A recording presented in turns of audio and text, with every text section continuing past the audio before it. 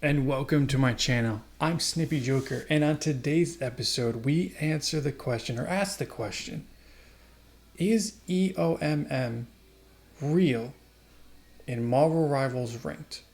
Now, for those of you who don't know what EOMM means, it is basically Engagement Optimized Matchmaking, which means that, according to Marvel in the video, your win/loss ratio is optimized, or basically made, to stay at or above 50%. Now we ask this question, is it even real? Does it exist? Now Marvel put out a video last week, which I will put in the description for that link to that. I believe it's on their Twitter page, kind of going over matchmaking. After the video, I watched flats to try and explain it further, and although they had some complicated ways of trying to express their matchmaking, it does seem that it's complicated. So I took it upon myself to see if I did 3 games a day for 7 days straight, is EOMM going to kick in and give me a 50% win ratio at the end of this? Now I'm an average player.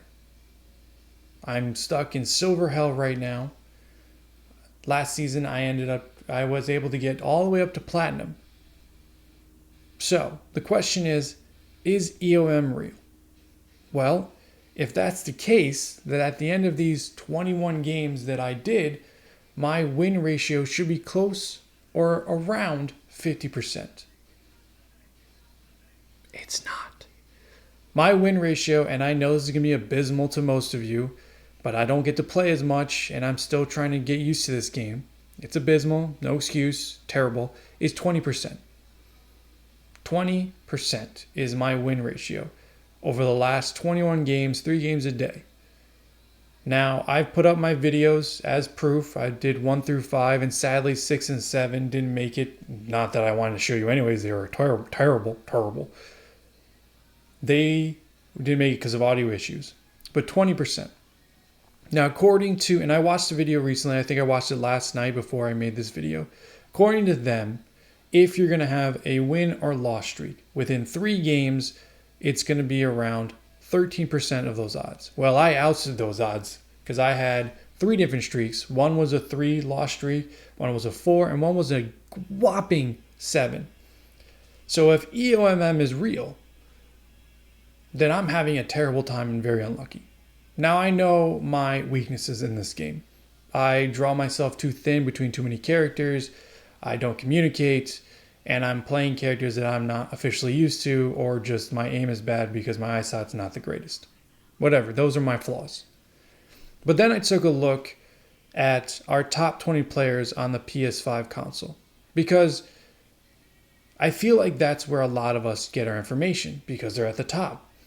And when you look at them, the lowest win rate percentage in the top 20 on PS5 is around 60%. The highest is around 80%. That means they're winning 60 to 80% of their time. The average was around 75%. So according to Marvel, if EOMM was real and they're above 50%, does that mean they're in that stage? Or does it mean that because their pool is so small and that they're facing the same people at the one above all stage, the rates are going to be the same? So the question again is EOMM real? I don't think so. I just think that a lot of us are unlucky. Does matchmaking complicated and need to be fixed? That I believe, yes. I believe that their matchmaking is very complicated, very mathematic, and even though they gave us examples during the video, it still didn't make much sense of how we are placed. Yes, they said that we are starting being placed by the node selection. I'm looking at my notes over here. The node selection. So that means if you have 3 servers picked, it's going to start there. Then it's by your team composition. What kind of player are you? But how do you know that? If you're saying you don't have locks, like, character locks or healer DPS, or tank locks, how do you know what I am? And what happens when you put me on a team that is full of healers that want to play heals, that don't do well as DPS or tanks? And lastly, it looks as competitive score. Well, guess what? Where's my competitive score? I don't know. And maybe you guys can tell me where to find my competitive score. Maybe I can see where it is, because the competitive score, the competitive average, is what the end result is to make the teams even, right? So if my team has a competitive average of 3,500 and the other team has a competitive average of 3,500, then they're supposed to be even. How so? How are you figuring this out? Where's my competitive average compared to everyone else? Let me see it. How do I know that this is really even? Or if the team above me is supposedly 4,000 versus the 3,500. Again, these are just examples of numbers they used. So at the end of the day, is EOMM real? I don't think so. Is matchmaking messed up? I think so. I don't know what the competitive average is of me, the people I'm playing with, or the enemy team. Because based on those numbers, it depends on how many points I lose. So if you lose 15 or below, that means the team average you were facing against, the enemy team, is higher than yours. If you lose 20 points, okay, then the team average was about the same, even. If you lose 25, that means the team you were facing was lower than you and you just couldn't compete, and maybe they just had a lucky win, which happened to me once over the last 21 games. But again, is EOMM real? No, I just think we're unlucky. But what really made me question this is, again, the competitive number, the average, what I main as, or the team comp, which if we're not locking characters, what is the team comp? And lastly, the way they calculate your performance. Now, performance at a lower level, in probably bronze, silver, gold, or even plat, is supposed to be rated higher than your wins or losses, because base points, right? Base points are either 15, 20, 25. That's what you're getting, depending on the team you're facing. So how does performance calculated over a 10-minute period when we don't even know the number that is given to those characters? Is it the higher the stars? The more points you get by using them? What is the average? If it's 60-40, okay, well, how is this calculated? At the end of the game, you see your numbers. And if I won a game, it was between 30 to 35 points. But how is that calculated based on the win, loss, and or the character I was playing? When I was playing Loki, I got 30 to 35. When I played Rocket and won, I got 30 to 35. When I played Namor and had a high scoring game with kills, 30 to 35. Again, all of my videos. So how is this calculated? I don't know. Is it calculated based off, let's say, like they said in their video, that Loki has 1,200. And it's over a 10-minute period, right? So that means 1.2 is their assumption, is what they're telling me, right? I don't know how they got that 1.2, but they got 1.2 over a 10-minute period. So is that 1.2 for every heal I get? Is that 1.2 for every assist I get? Is that 1.2 for every kill I get? Or is it a combining of all three? My damage, my heals, and my blocks. Put those together, and then that's my performance. And then it's compared to your other teammates and those that play Loki at this level, at silver level. I believe at the end of the day, EOMM is not real.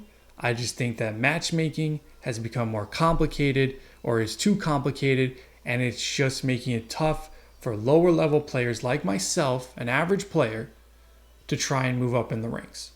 Because like Ninja said one time when he was playing with Tim the Tatman, I don't play 8 to 10 hours a day. I'm lucky if I can get one game in during the week and or on the weekend, let alone 8 to 10 hours worth of gaming.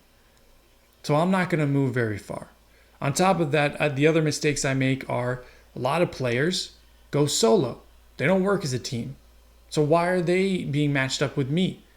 Is it because I go solo? Am I shadow banned? Am I in the shadow realm with other players? I don't know. But the amount of losses I've taken against teams that are better than me shows that there's something wrong with matchmaking, and I don't think it's EOMM.